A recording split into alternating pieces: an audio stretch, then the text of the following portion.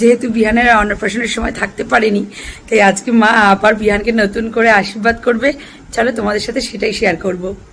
এই দেখো, এটা তোমার কাছে নেওয়া যাবে না। না না বাবা, ঠিক আছে দেখো।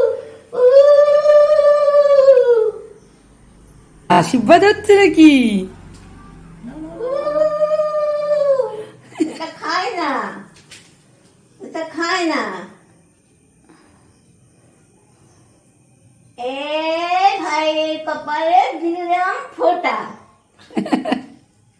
দাঁড়াও, তোমার আসল জিনিস নিয়ে আসি। এবার চলো ফ্যান। সবই তো ধরো, এটা ধরো। ধরো ধরো, আয় না। তোমাকে দিচ্ছে ধরো।